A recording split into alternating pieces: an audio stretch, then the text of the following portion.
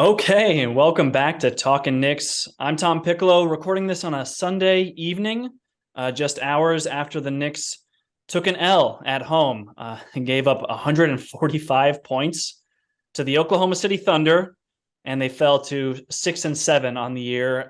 It was embarrassing. I'm sure we'll talk about that. I'm sure we'll talk about more stuff. So let's do it. Let's talk Knicks. All right, so I am joined by my friend Greg Poon. Greg, it's been a while. You haven't been on the pod, I don't think, this season. So how are you doing?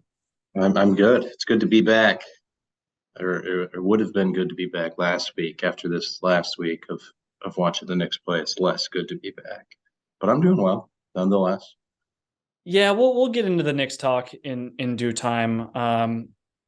They went 2-2 this past week, and they're pretty much a 500 team. So, I think a lot of Knicks fans are the optimistic ones are saying like, what do you have to complain about? There's a 500 team. We knew that going in. Like you should have adjusted your expectations, and we'll talk about that. But I do want to know how your weekend was. How you're doing? What's new?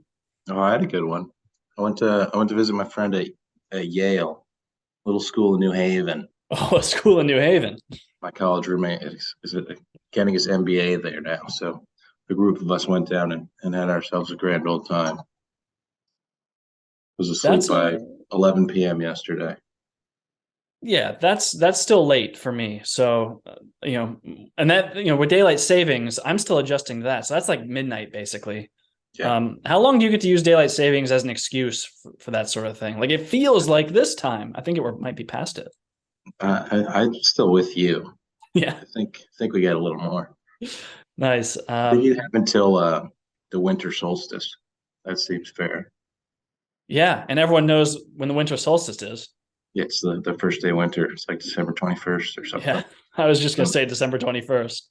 yeah, Um, did you get any of that New Haven pizza? I did. We went to Modern, ate some pizza.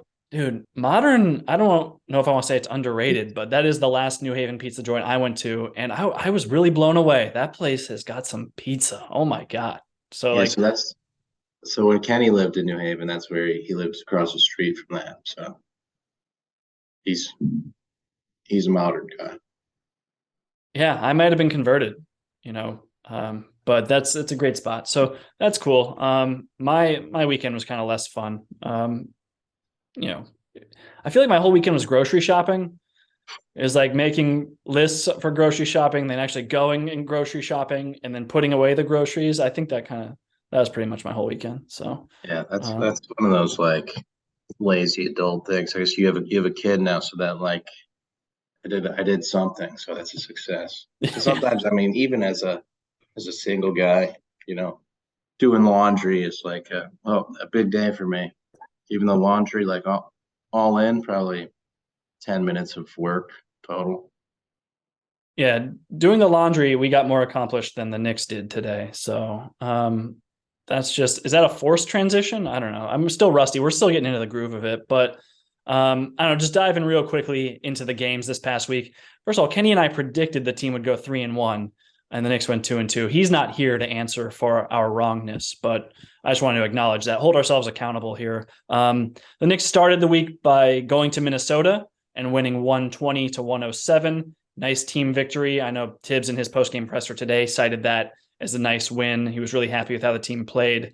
Followed that up by losing to the Nets in a major way in Brooklyn. Lost 112-85. The defense looked really bad, which is understandable when you play against Kevin Durant. The offense was pathetic, as indicated by those 85 points scored.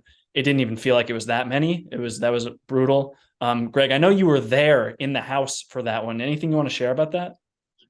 Yeah, I was in attendance at that one, and it was bad from the start. And I'm sure we'll probably get into this, but so from the Timberwolves game when Julius Randle was hot from three, he carried that over into this game where I mean he started the first quarter hitting 4 out of 6 threes, but they're already losing by like 15 by the end of the first quarter, and he was just firing away. And even though they were going in, it was just wasn't within the flow of the offense, so it was just ruining everything. Me and my friend we were just watching. We're just looking at each other like, stop doing that. This guy shot 6 threes in the first quarter, and eventually he did stop. He shot 8 in the entire game. But also, in his defense, no one else on the other entire team did anything the entire game. So I don't know. That's what's tough is like you want to point to some other guys and be like, Randall, look, like you can't be doing this. We had this guy going, but Brunson finished 4 of 14 in that game. RJ was 5 of 14. Everyone was turning the ball over like crazy. It was just that was ugly. But what you didn't see because you weren't watching the telecast is they had like kind of Randall mic'd up.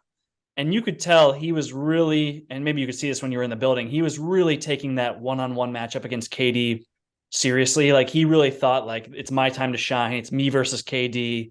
I'm going to step up mano a mano and take it to him. And when he was mic'd up, he was just like talking to KD like, yep, all night. I'm coming at you all night. And KD was like, I'm going to just do whatever I want to do. Like literally, I'm going to draw 2 every time I touch the ball. I'm going to make the right pass. I'm going to still bury shots in people's eyes. Like it was really a show. KD had 12 assists to 1 turnover in that game. And so, yeah, even though Randall was making shots, it was not productive in any way. And so, yeah, that was a tough watch. I would say that was the worst game the Knicks played all year. It's tempting to point to that Hawks game, but at least in that Hawks game, I'd say that second half was maybe the worst half they played all year. But the first half, they went up by 26 points or something. So 48 minutes of bad play, that Nets game takes the cake for me. Yeah, that Nets game was one where you just don't even worry about it. Just forget that happened. There's no need to watch the tape. Everything that they did was wrong. I guess you could watch the tape for what not to do, but I just that's just an outlier to me. Right. Now, RJ even kind of said that in the post game. He was like, there's going to be, you play 82 games. There's going to be nights like this and you just have to move on. And it's like, yeah. He's like, you'd rather it not be against like your crosstown rival. I think he acknowledged that. But yeah, it was frustrating for sure. Yeah, especially against a team that was in so much turmoil in the Brooklyn Nets. Yeah. It started out 24-8 and then it continued. It kept the 24-8 energy the entire game. Yep. They followed up that really, really weak performance by winning at home against the Detroit Pistons. It was their second game, their second win against the Detroit Pistons. Really, all I learned from that one is just how bad the Pistons are. Or I just reinforced that. Like I didn't learn it. I knew that, but I think they have the worst defense in the league. That was true in this one. Like RJ Barrett had 30 points on 10 to 17 shooting. He was really kind of doing whatever he wanted. Jalen Brunson, it seemed like if he just decided to try, like whenever he wanted to, he was pulling up and getting to his spots. He finished at 26 points, 8 of 16 from the field. I will say that this game was probably a little closer than it should have been, but they pulled it out in the fourth. I see they were outscored by 5 points in the fourth quarter, but overall, they played well enough to win this one. A win's a win, all that stuff. I don't know. Did you even watch this Detroit game? I did not. I don't blame you. I was living. Yeah. I can't say the same because, like I said, my weekend was groceries. So, again, not a ton learned from this game because you're playing the Detroit Pistons, and this is a game that you should win and you fully expect to win. If you're a 500 team, you got to win these ones. And then this game that took place today against the Oklahoma City Thunder, I would also kind of put in that category. Yeah. The Thunder are not Detroit bad, but I think they're 5-7 coming into this game. But this was one where the Knicks came out on fire. They had 48 points, a franchise record in the first quarter. And even with that said, if you go back and look at like my live tweets of this game, every single one of them was negative. Every single one of them, even in that first quarter, was like harping on the defense. Cause I could tell from the get-go, their hearts were not into the defensive side of the ball in this one. And that's why they ended up giving up 145 points to a very mediocre OKC team, if we're being generous. Any takeaways from you for this one? I know BBD at the beginning of this game after that first quarter tweeted something to the effect of, Knicks just scored the most points ever in a quarter, and they're not winning by that much. So that was the vibe, and that no defense vibe continued on. 36 in the first, 43 in the second, and then you game plan at halftime, 43 in the third, 23 in the fourth. It's just giving up back-to-back 43-point quarters and against the Thunder is bad. And I think one of the problems with that is the Knicks have been very run and gun this year. And so a lot of times when they do that, then the other team is also just gets more possessions as well. And then the Knicks defense isn't good enough for that. So I don't know if that style is good. You like to watch it. You like to see it sometimes, but sometimes they push and it doesn't work. Like back in that Hawks game, that 26-point lead or whatever disappeared very quickly because the Knicks were just shooting the ball quickly. Yeah, no time coming off the clock. I will say a major reason for losing this one is that the Thunder went 17 of 31. That's nearly 55% from behind the arc. And this was a team coming into the game that was shooting, I think, 30.1% from three, something like that. I tweeted it. I don't have, but they were ranked 29th league wide in 3-point percentage.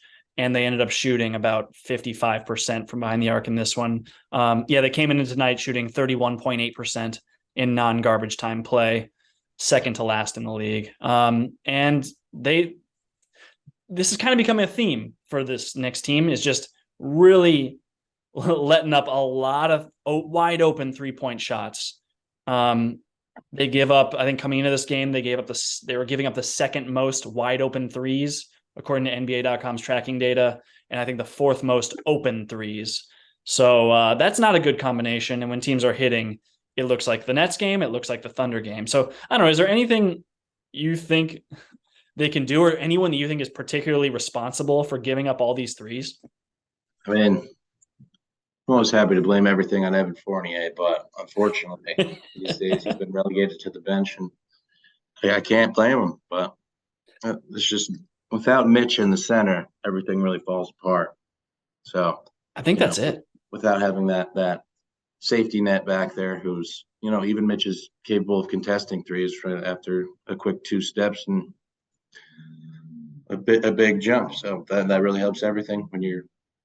I mean, they've been starting Jericho Sims in his place. I mean, they did Hartenstein today, but there's just no. It's not a substitute. There's much bigger fall off than even when we had Nerlens Noel. Well, Hartenstein is miles ahead of Noel on offense and capable of catching the ball, but Noel was at least an anchor to the defense. But I think it starts and ends with Mitch, but obviously there's other stuff in the middle too. Yeah, no, I think it's a good point, and we'll come back to Fournier because, as you say, he's been relegated to the bench, though he did play 20 minutes in this one, nearly all in the second half, kind of in RJ's place. So I think that's worth. We'll get to that, but I think it's a great call with Mitch, because when you don't have that level of rim protection on the back line, you're seeing guys just. They're not trusting that the help is going to be there. So guys are getting beaten off the dribble a lot. Like there's been a ton of dribble penetration. There's been a ton of miscommunications defending screens. But once that initial ball handler gets into the paint, the Knicks are just collapsing. Like there's no trust that there's actually going to be proper rotations made on the back line. And that's, a lot of it's because Mitch isn't back there. Mitch erases a lot of mistakes for this defense. And the defense is completely collapsing. And then, guards are spraying the ball out to 3-point shooters, and they've been going down. So it's like, I don't know. I'm curious to see if this level of opponent 3-point shooting is going to continue when Mitch is back, because, Mitch's presence has its own drawbacks, right? Like he can't hit that 14-foot float shot, push shot that Hartenstein does, right? Like Hartenstein sets good screens like Mitch doesn't. He can pass the ball really well, which Mitch can't at all. And he can space the floor a little bit by being able to hit without, outside of 3 feet. So there are benefits to having Hartenstein on the floor. But, Mitch, it's just like you're kind of playing whack-a-mole with players' deficiencies here. And it's a real struggle. I guess, the next thing I kind of want to talk about, I'm seeing on Knicks Twitter, a lot of people are blaming Thibodeau for, I guess, the Knicks' general poor play this week, specifically for how they came out in this one and gave up 145 points. Tibbs is, purportedly a defensive coach, and this defense has not looked good or sound, or like fundamentally sound in any way. I'd say players have a hard time understanding what the scheme is. Sometimes they don't know whether they're switching or whether they're doing drop defense, or when they do drop defense, the effort, particularly from Julius Randle and some others, is really, really bad. So I don't know. How much do you put on the shoulders of Tom Thibodeau? Yeah, I mean, when I watched the Nets game, I wasn't really blaming him, just because, like I said, no one in that entire game did a good job at any point. But when that happens multiple times, then maybe it is becoming his fault. But there's also, I don't know what blend of the players is right for making things better. It's just such a crapshoot, because game to game, Julius Randle will go from being incredible against the Timberwolves to being just so last year Julius Randle against the Nets, where he'll hit a few shots to score 15 in the first quarter, ended up with 24 in the game, with a bunch of his patented jump up in the air and throw the ball at the other team, and that's on the offensive end. And then the defensive end, we all know that Randall sometimes is engaged, sometimes he's not. I don't know. Maybe It's almost like, when Quentin Grimes gets back, maybe that'll add something. I know he's partially available, but yeah, hopefully he's a real piece.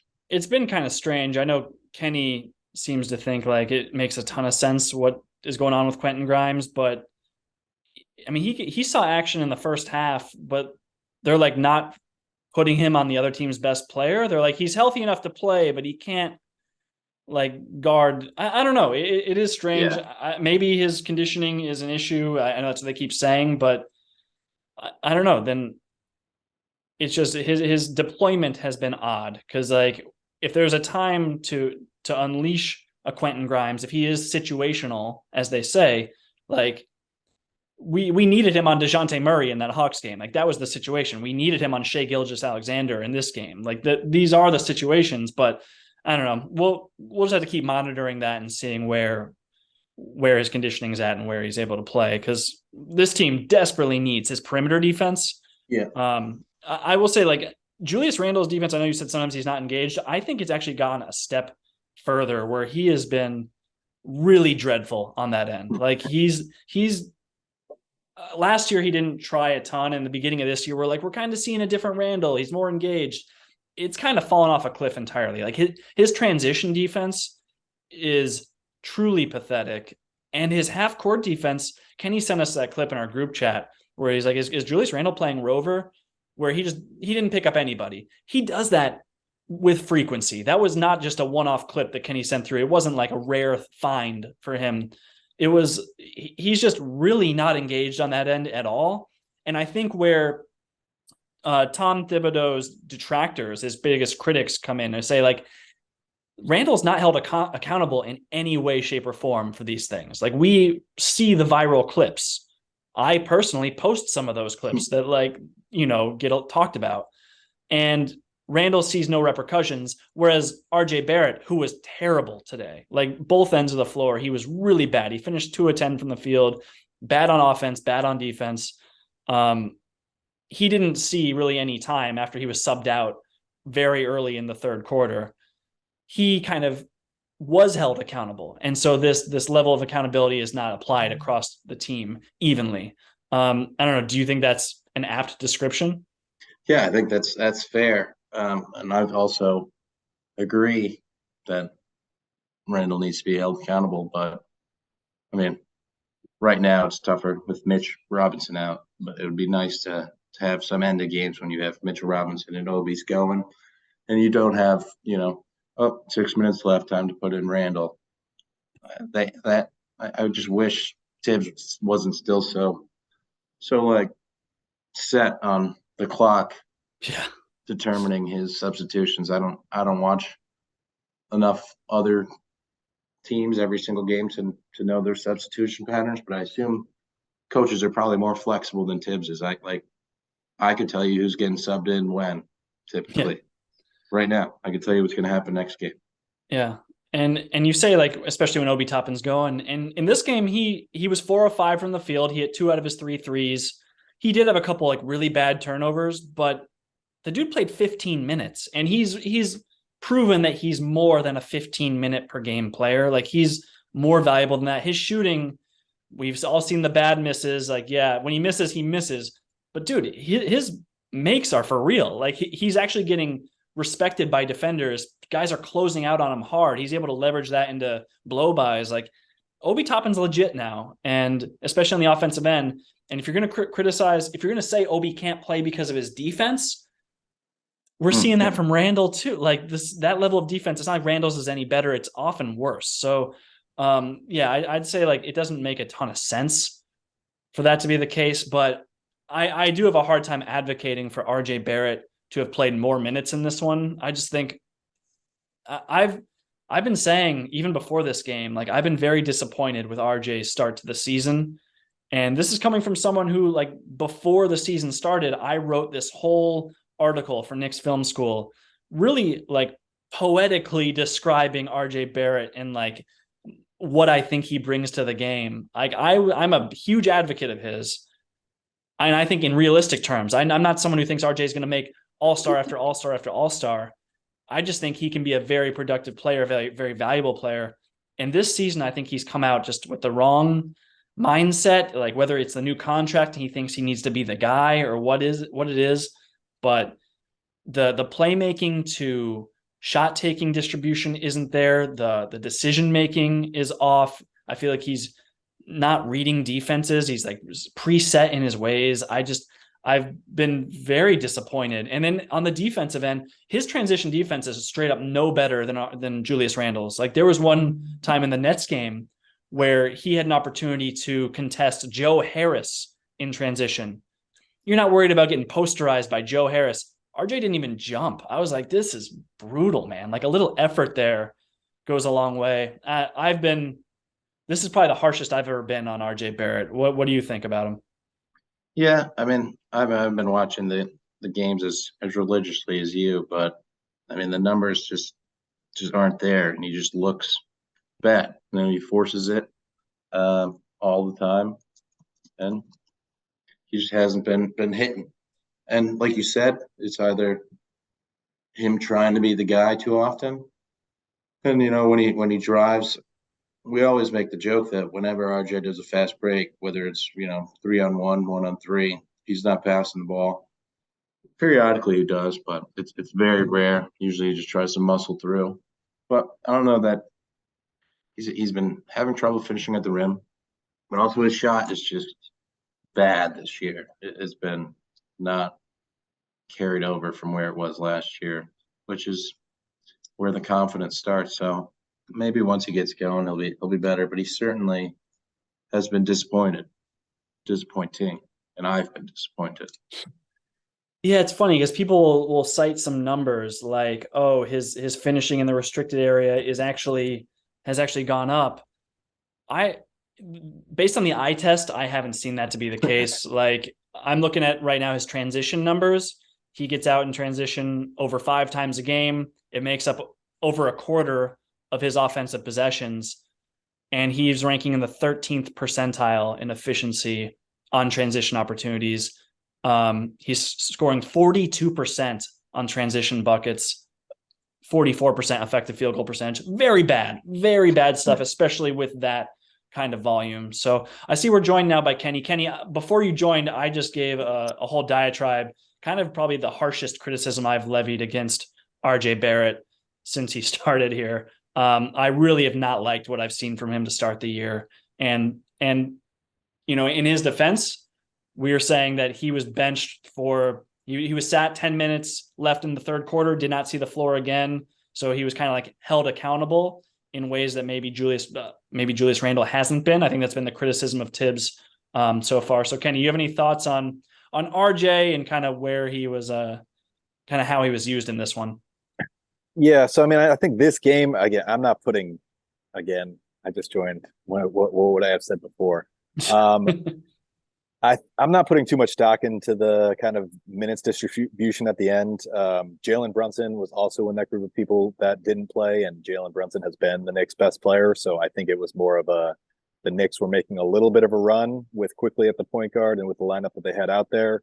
And so I think, Tibbs was just going with it, which is I know you're saying that Knicks fans are annoyed at Tibbs for not holding Julius Randle more accountable, but I think this was him doing something that Knicks fans want, which is kind of being a little more flexible and riding the hot hand a little bit.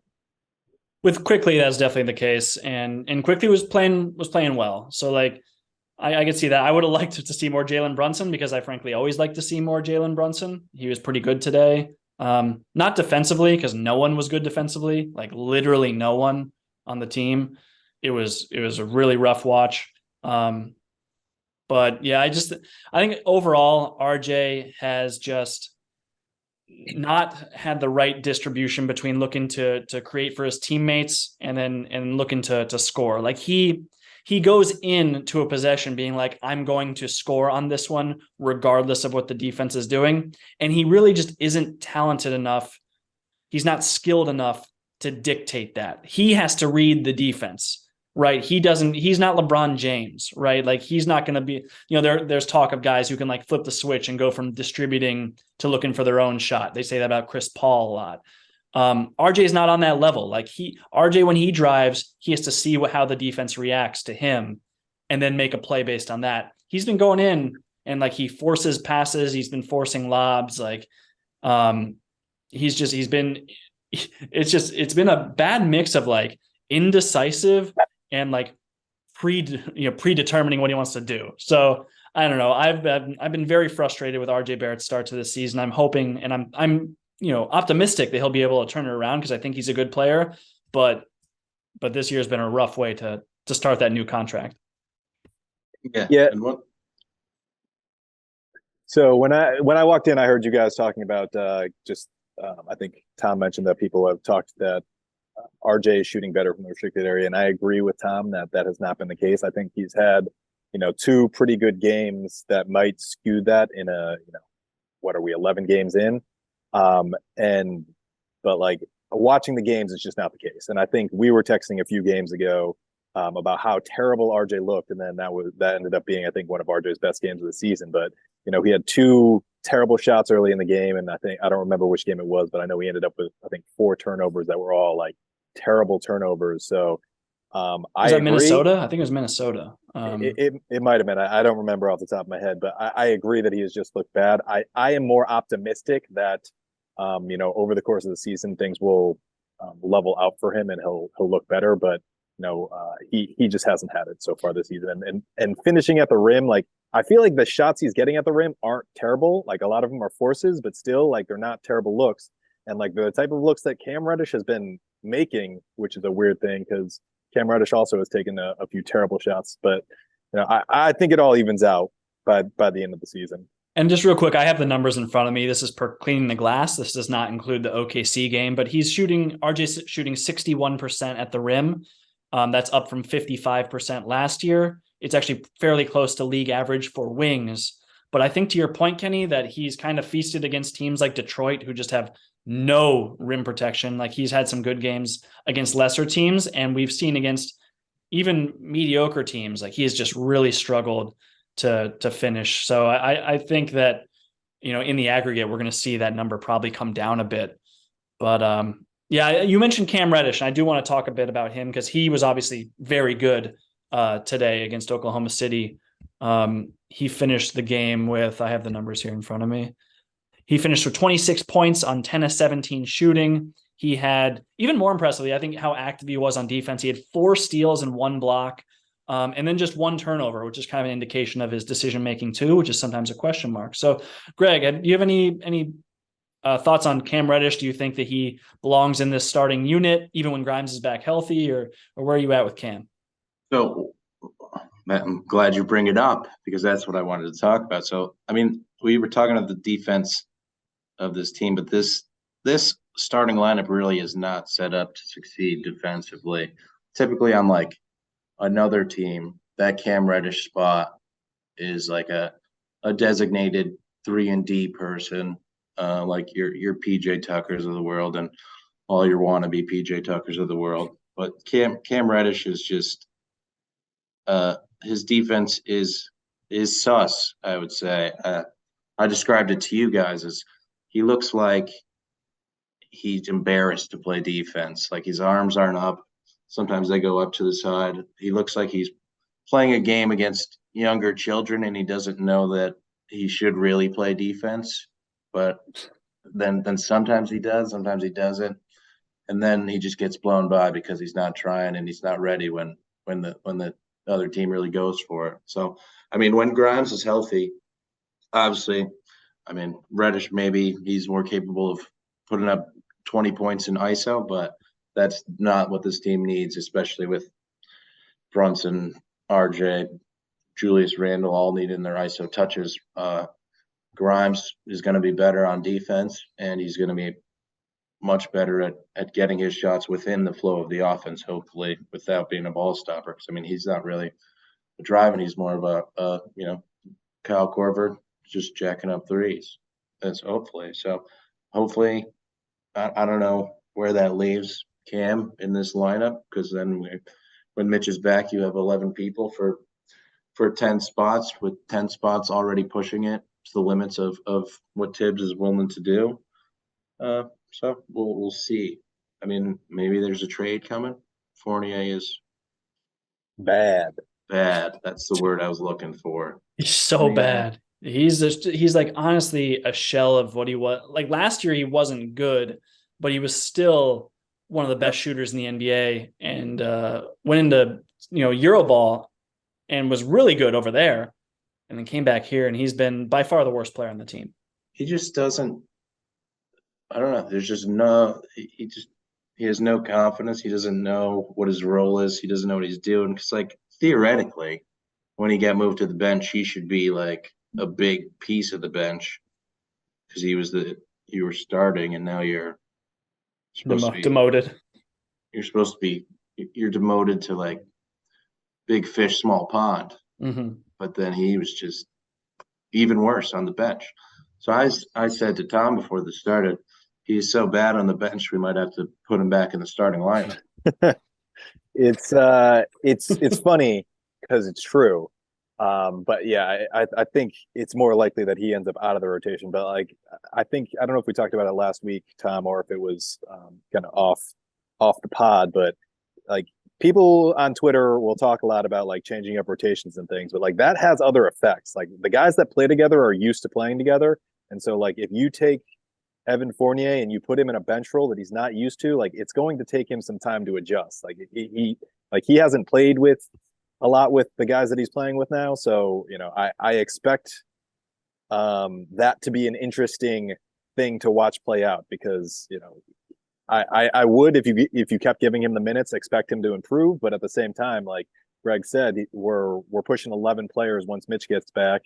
And it's just it's a difficult situation as to whether he stays in the lineup. We would have to assume that, Cam Reddish has done enough. And, Grimes right now is quote unquote situational. And there's just not going to be enough rotation spots. So it's going to be interesting to see how that unfolds. Yeah, I mean, we're waiting for that Fournier bench game where he explodes for 20 points, as some bench players do. Lou Williams averaged 20 points off the bench. I know Fournier's not getting those kind of minutes, but his last 5 games, 3 points, 2 points, exploded for 6 points against Brooklyn, 3 points, 0 points. That's not 20 points altogether.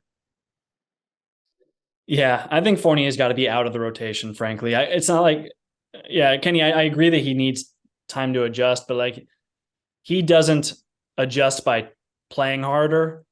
Like his defense is pretty brutal.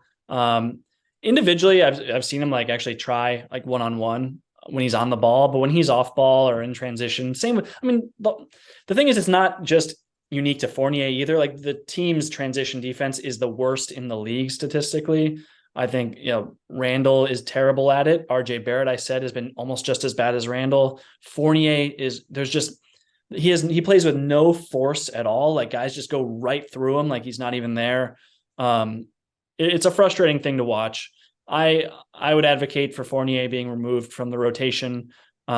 His contract might make that a little more difficult than maybe it was with Kemba last year. But speaking of guys who kind of have previously been staples of the rotation, but have been relegated a bit more to the bench.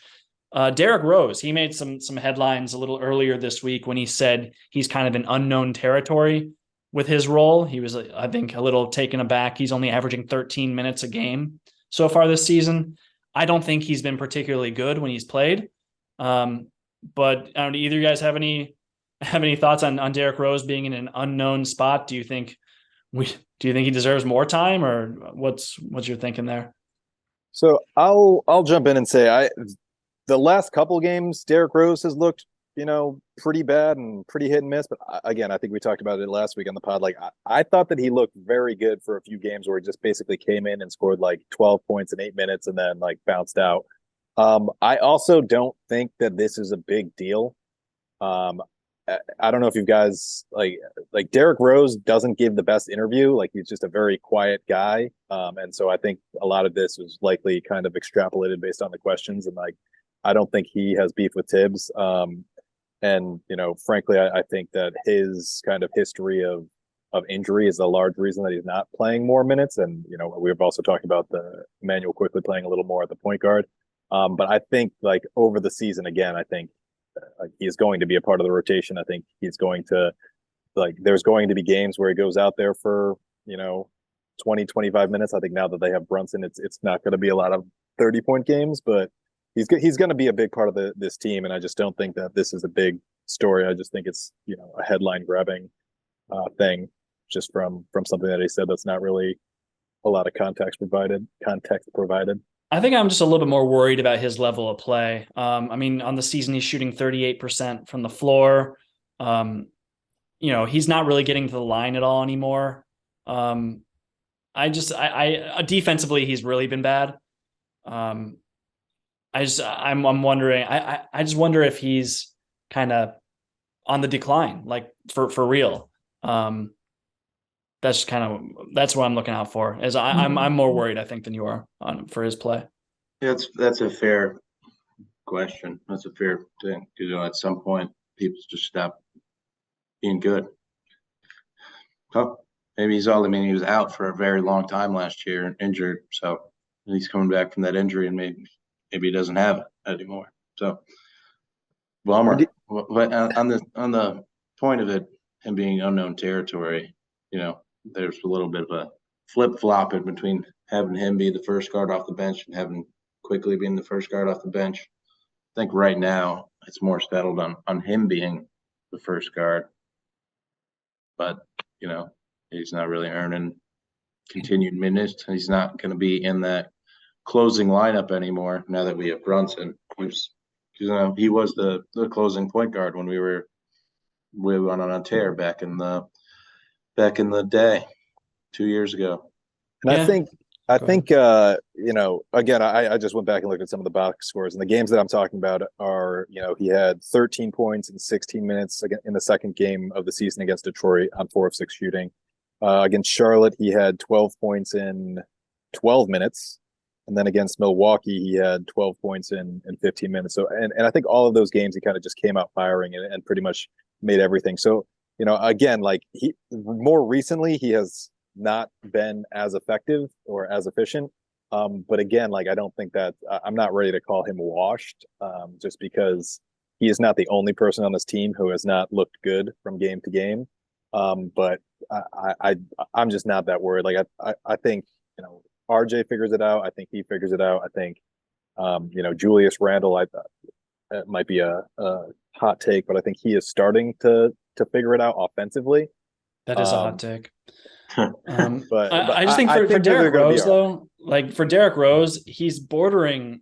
I'm talking about on the defensive end. He's bordering unplayable right now. Like he can't stop any penetration at all. Like, and not like a lot of Knicks teams can't play defense. So it's true, except for I will say, and Greg was right to bring up Quickly. Like, and I clipped one of Quickly getting his doors blown off him by Josh Giddey today. But for the most part, Quickly is a very good perimeter defender. He's had some bad moments, and sometimes he's too aggressive in fouls, but I've been really impressed with Quickly's defense. And I think that's what's kind of even earning him time right now, because his offense has been, statistically, if we're talking, if I'm going to criticize Derrick Rose's efficiency, Quickly's has been even worse.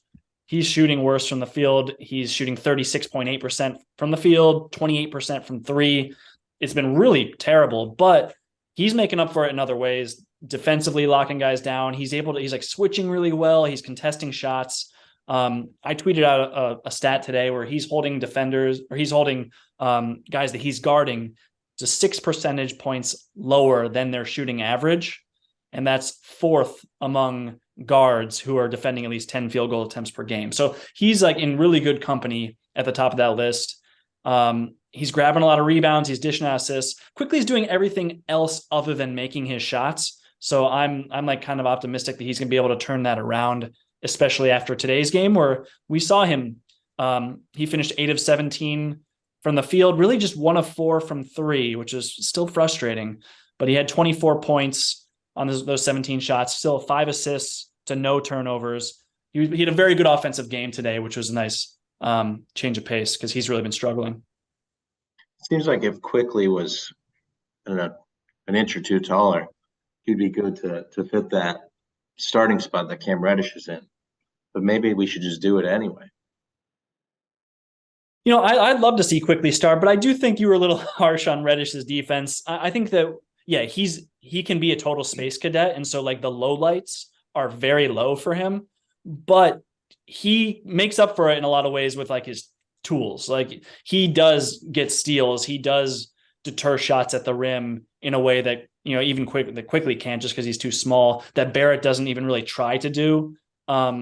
Reddish just has those physical tools. And so defensively, like honestly, Reddish is a better defender than RJ Barrett is. Like even though I think they both are prone to kind of mental lapses on that end.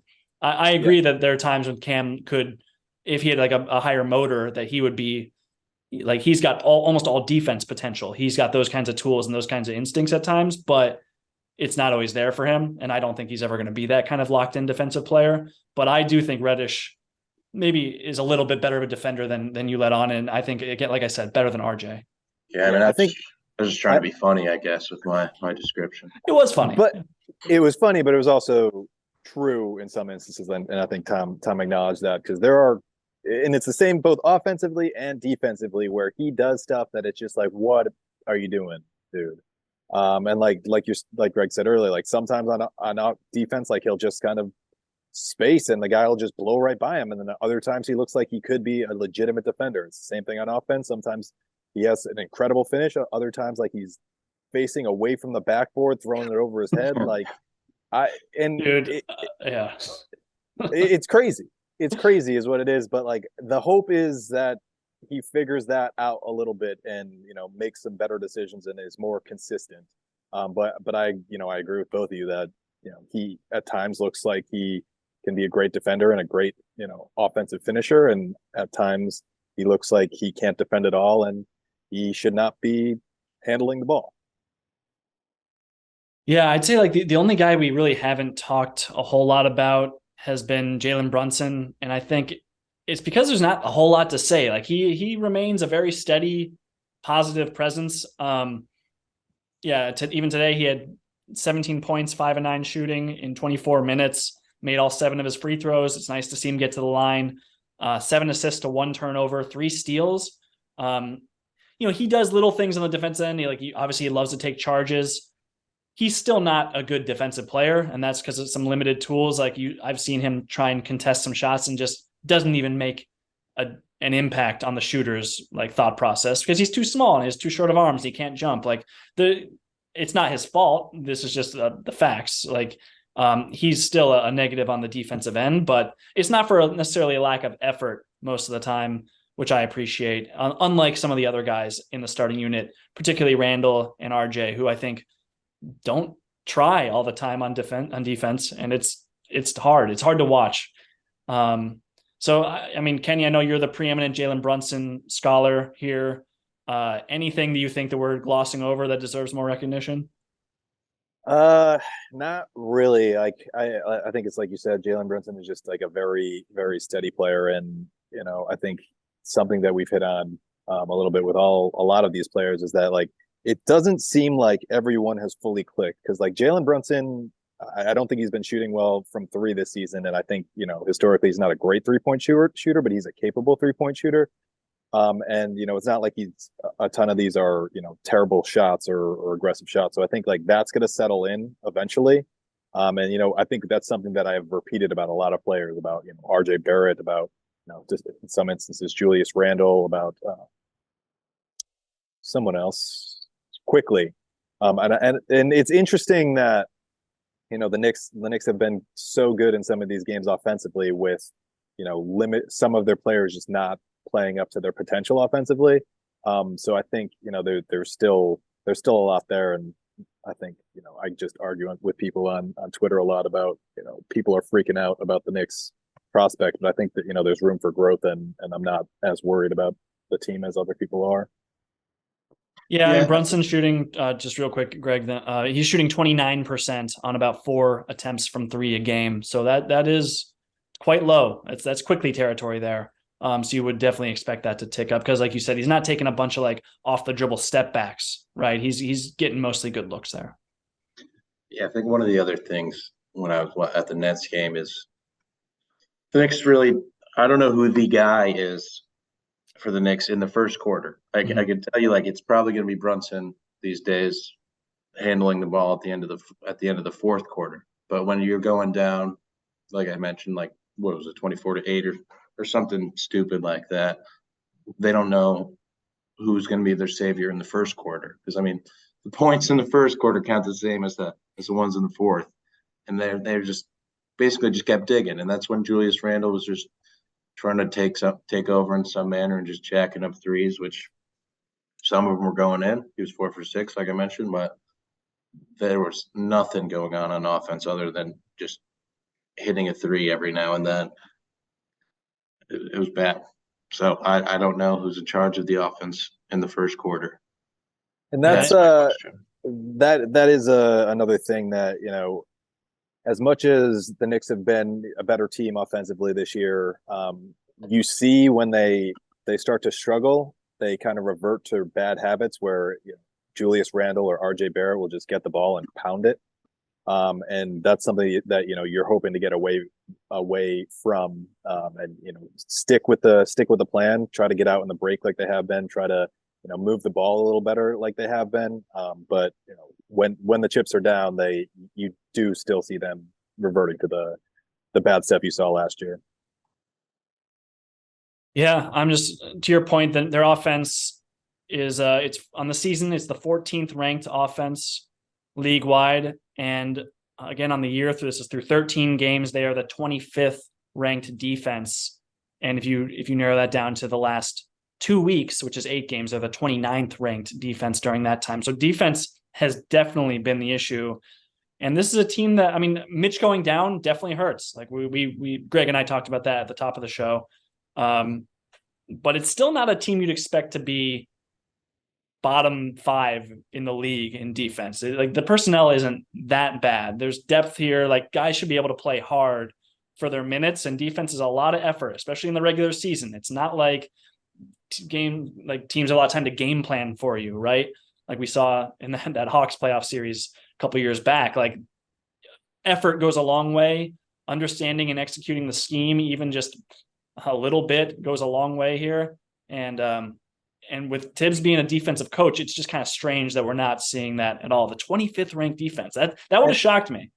I'll just throw in that I think some of it, not all of it, some of it is bad luck. Like some of these games, you see guys with no business hitting threes. I think Edmund Sumner went off on the Knicks, and like I think he was averaging 5 points, and he was, I think they said like 1 of 15 for 3 on the season, and then I think he hit 3 or something like that. So like some of it's just bad luck, because like that's something that you would game plan into is if the guy's a bad shooter, then you're gonna give him a little more space, and then like if he's hitting 3 threes, that's a tough break.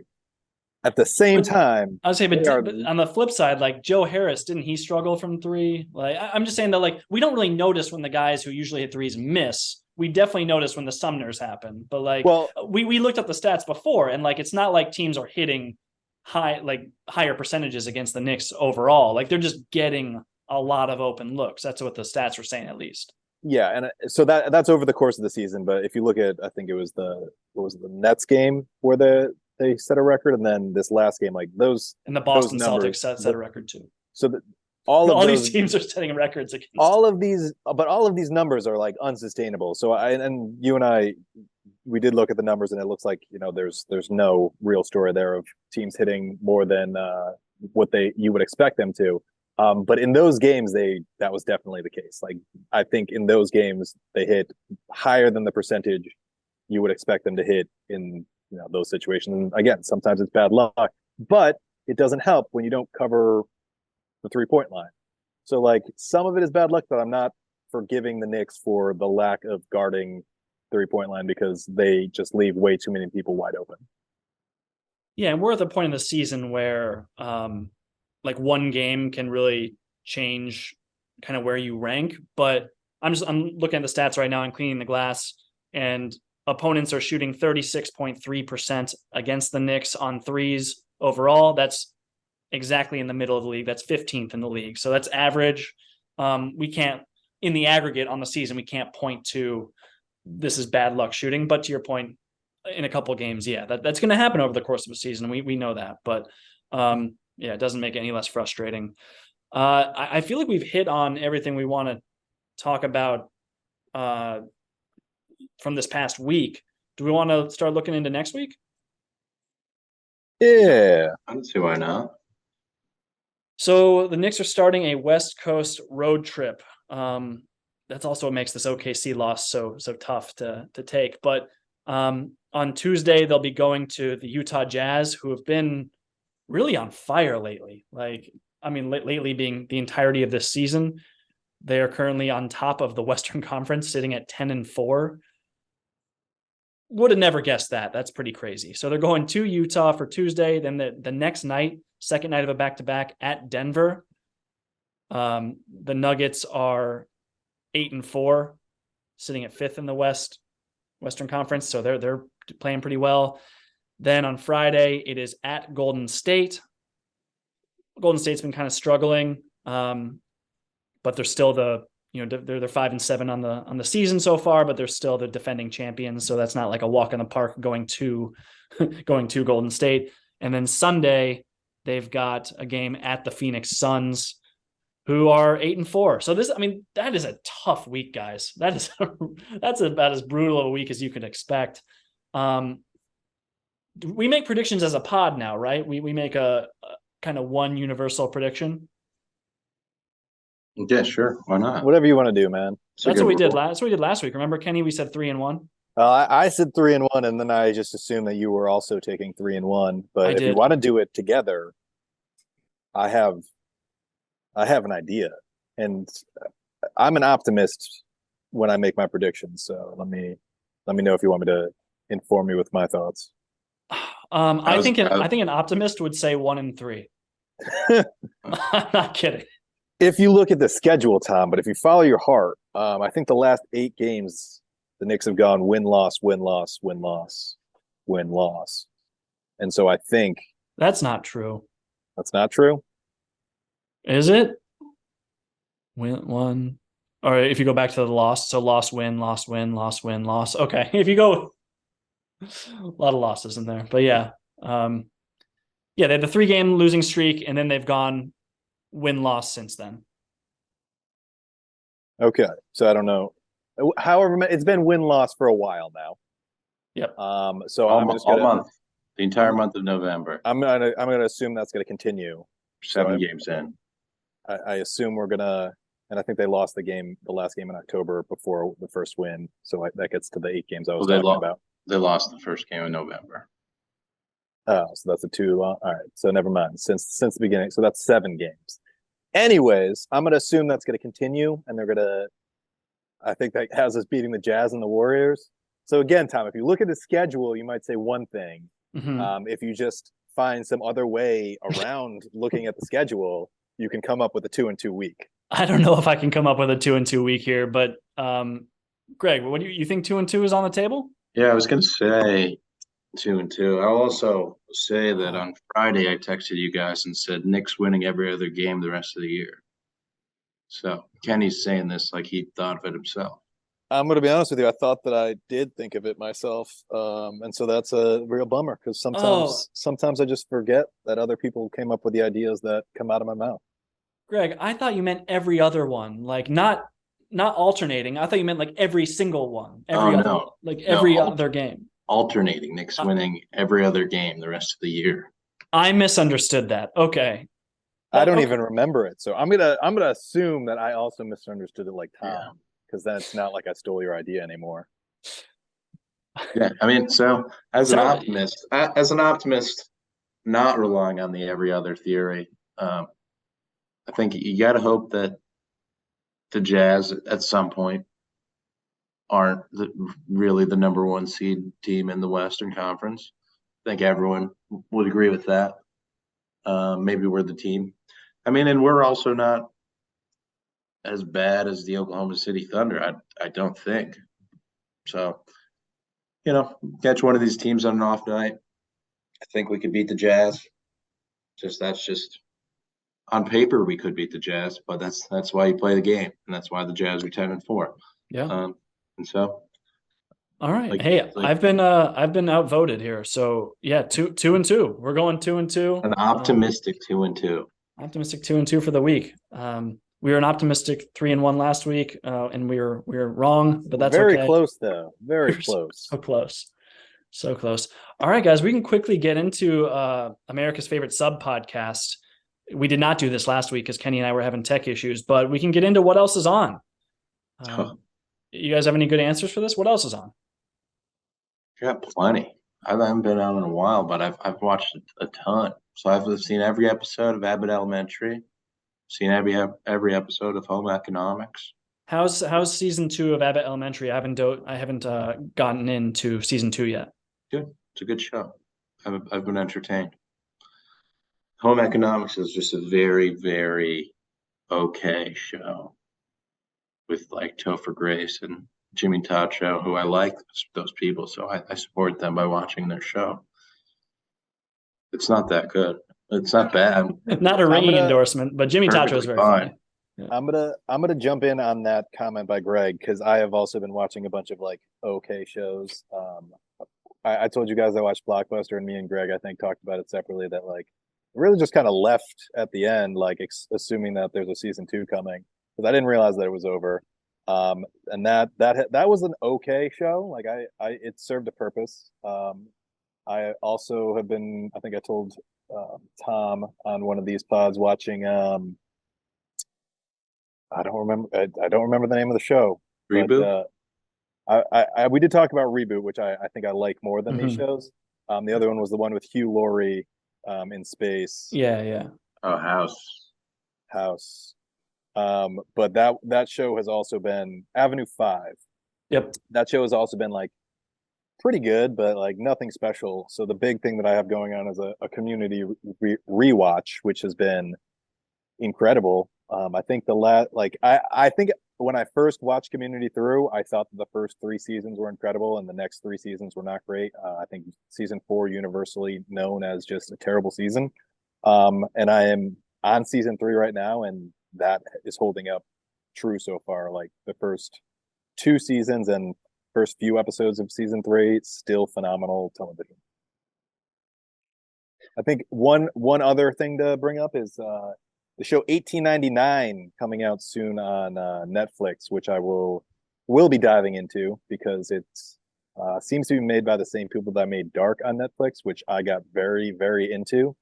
I know it wasn't everyone's favorite show, and it was very, very complicated, but I loved it.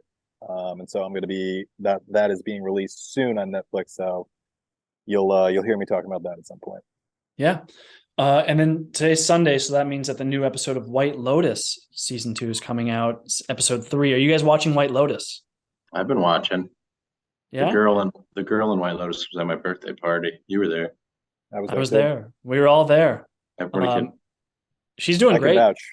She's going to be a star. She's famous. She's doing well for herself. She's already famous. Yeah, But now but the she's way more. White Lotus is like, you know, won all the Emmys. Like this is real. I mean, that's like a huge, it's a huge honor. I mean, I mean, I'll let Katie know. It's I love the show. I really do. I didn't. I really enjoyed season one. I'm all in. I like. We're in Sicily. Yeah, I've been talking to Jake a little bit about it. It's fun, man. It's like they just do such a good job of kind of just simmering tension, and you're like, I don't know how I should feel about this. The score is so weird. It makes you feel just like uneasy the whole time. You're like, is this really a stressful situation, or are they just kind of manipulating me into thinking it's one?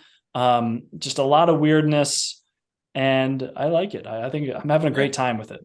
I'm liking the second season more than the first. I thought the first was good, but I was also just forgettable for me. All I remember is that I laughed at one point when they were on the boat. That's all. That's it. That's all I remember. I don't remember what Really, happened. Yeah, and I don't remember what happened on I the boat. liked season one. I really liked it. I'll jump in and agree with Greg that I watched the first season of White Lotus recently, and like it's the same thing I would say about Blockbuster and Avenue 5. Like it gets the job done. Like it was fine. I watched the entire thing, but it didn't blow me away. So I'm hearing good things about season 2. So I guess I'll have to pick up on that. It's kind of more of the same. I feel like, but it's just for me. It does like a lot of like wrong footing where I'm just like, I don't, you have standard narratives that you come to expect from shows. You can predict what's going to happen, and this show, I really don't know what they're going for, or like what they want me to think of these people. You know what I mean? They make these characters so ambiguous, these are not stereotypes, or they start as stereotypes and then they kind of like you see more of them throughout the show, and you're just like, I don't know how to feel anymore. I feel like season 1 was pretty clear that like all of the guests were terrible people, like subjugating the masses of the people working at the resort. Like I feel like that was the gist of season 1, which I assume is going to continue to season 2. I wouldn't say so. I think that there's more like three. I think the characters were more broad. Like you got like Steve Zahn and some of these like bigger stars in season 2. I do feel like there's probably more depth in some of these characters, or I don't know if you feel the same way, Greg, but I don't think it's as easy as like, so season 1, obviously you have the Jake Lacey character, who is the kind of like super type A spoiled rich kid. Yeah, it was very easy to know how to feel about him. But what about like, his wife? They like, should I feel bad for her, or like she kind of made these decisions and ended up with him? I don't know. For me, we're getting into the weeds of the show. I don't mean to do that, but I think that's the point of this. Yeah. That's the point of this sub podcast. For me, I'd recommend it. I think it's just a fun show and kind of weird. I would respond to that by saying like I think that all of them were different levels of bad in terms of the guests. Like I don't think there was anyone who was like, oh, this is a good person. Like I understand your sympathy for Alexandra Daddario's character, but like at the same time, I don't think that she was the best person out there. I would never describe Alexandra Daddario that way. I would never criticize her. But yeah, I think this season, there's a little bit more of that ambiguity in characters where like I'm not sure. You know what? I'll take it back. The younger brother from from Steve Zahn's family was cool. Everyone else sucked. All right. So that's what I've been watching. That's been what else is on. And I think that'll do it for this week. We appreciate everyone for listening or for watching on YouTube. We're on YouTube now, so definitely subscribe to us there. We're putting out a lot more content, both on YouTube and on Instagram, kind of short form stuff, videos, clips. So you can follow us there, and on Twitter at Talkin Knicks. On your podcast apps, give us a subscribe, give us a 5-star rating, all of that. We appreciate it. And we'll be back next week. So, hey, let's go Knicks. Next take.